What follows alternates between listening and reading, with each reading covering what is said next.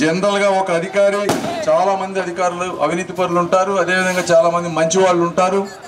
కొంతమంది ఈ అవినీతి అధికారులు జనరల్ గా గవర్నమెంట్ లో ఉన్నప్పుడు 10-20 కోట్లు ఎంతో సంపాదించుకుంటారు. అయితే గత 5 సంవత్సరాల్లో ఒక్కొక్క అవినీతి అధికారి కొన్ని 100 కోట్ల రూపాయల డబ్బు సంపాదించారు. అవి ఇసుక మాఫియా కానీ, లిక్కర్ మాఫియా కానీ, గంజాయి మాఫియా కానీ, లేకపోతే పోస్టులు ఒకటి కాదు అన్నిట్లో కూడా విపరీతమైనటువంటి అవినీతి. ఆ దాంట్లో భాగమే రాజధాని కూడా పూర్తిగా తీసేయటం కానీ, పోరాటం చేసిన వాళ్ళ మీద దాడులు కానీ ఇలా జరుగుతున్నటువంటి పరిస్థితి. ఇప్పుడు అవన్నీ చూసి చూడనట్టుగా పోతే చివరికి మన ఇళ్ల మీదకి, మన స్థలాల మీదకి, మన పొలాల మీదకి వచ్చేసారు ఈ ల్యాండ్ గ్రాబింగ్ యాక్ట్ అని. ఇందులో చాలా దురుద్దేశం ఉంది. మీరు ఒకసారి ఈ చరిత్రలోకి వెనక్కి వెళ్ళి చూస్తే అతను వ్యక్తులని భయపెట్టి వాళ్ళందరినీ వాళ్ళ గుప్పిట్లోకి తీసుకునేటువంటి పరిస్థితి వచ్చిన తర్వాత సినిమా ఇండస్ట్రీ వాళ్ళందరినీ పిలిచాడు. పిలిచి టికెట్ రేట్లని అదని ఇదని కిరికిరి పెట్టి వాళ్ళందరినీ ఒక అవమానకరంగా చివరికి సినిమా వాళ్ళు ఎప్పుడు లేని చరిత్ర లేని విధంగా అతను గుప్పెట్లోకి తెచ్చుకున్నారు.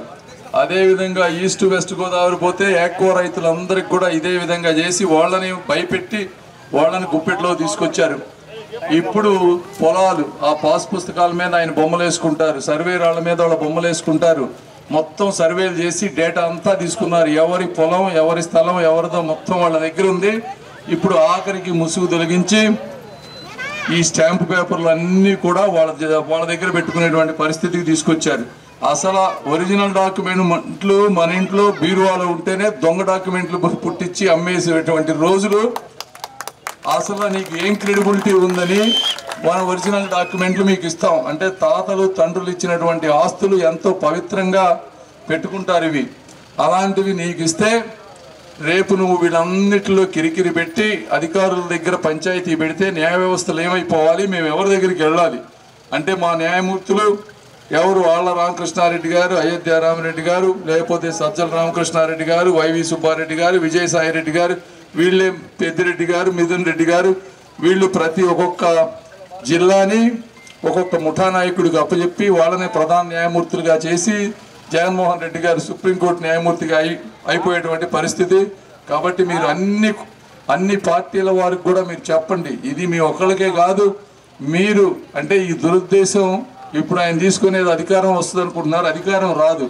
ఆయన అనుకున్నట్టు ఏదన్నా జరిగినా కూడా మళ్ళీ వేరే పార్టీ వాళ్ళు 5 ఏళ్లకో 10 ఏళ్లకో ఏదో ఒక రోజు అధికార మార్పిడి అనేది జరగటం అనేది తథ్యం. ఎందుకంటే మీరు తెలంగాణలో చూస్తే 10 ఏళ్ళు అక్కడ కూడా వ్యక్తులు వాళ్ళకి ఇష్టం వచ్చినట్టు చేశారు. మరి ఈ రోజున వాళ్ళని పట్టించుకునేటువంటి పరిస్థితి లేదు.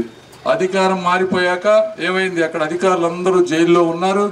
అదేవిధంగా వచ్చే పార్టీ అవతల పార్టీ ఆస్తులను కూడా అదే విధంగా చేస్తే వాళ్ళకి రక్షణ ఉండదు, వీళ్ళకి రక్షణ ఉండదు. ఈ సమాజం ఈ విధంగా గొడవలతో వెళ్తుంది తప్పించి ఎవరికి మంచి జరగదని మీ అందరికీ తెలియజేస్తా ఉన్నా.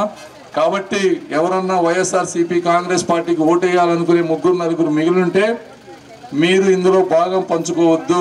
చివరికి మీ పరిస్థితి కూడా ఇలానే అవుతుంది అనేది మీరు తెలుసుకోవాలి. ఇంకొకటి, ఈ గ్రామాల్లో అక్కడక్కడ కొంతమంది ఆయనకు అభిమానులు ఉన్నారు. వాళ్ళకి ఒకటే చెప్తా ఉన్నా, రేపు తెలుగుదేశం, జనసేన, బీజేపీ 130 సీట్లతో నేను 3 లక్షలతో శ్రావణ్ కుమార్ గారు 30,000 మెజారిటీతో గెలవబోతున్నాం. ఈ లెక్క పక్క. కాబట్టి మీ ఓటు మురిగిపోయే అవకాశం ఉంటుంది. అదేవిధంగా ఎక్కడెక్కడ ఏ ప్రాంతంలో ఏ బూతుల్లో ఎంత మెజారిటీ వస్తుందో క్లియర్గా మా అందరికీ తెలిసిపోతుంది కాబట్టి ఎప్పుడు మాకు ఓట్లు వేసిన వాళ్ళని, మా వైపు నిలబడ్డ వాళ్ళకి మేము ఎప్పుడు మొదటి ప్రయారిటీగా అండగా ఉంటాం.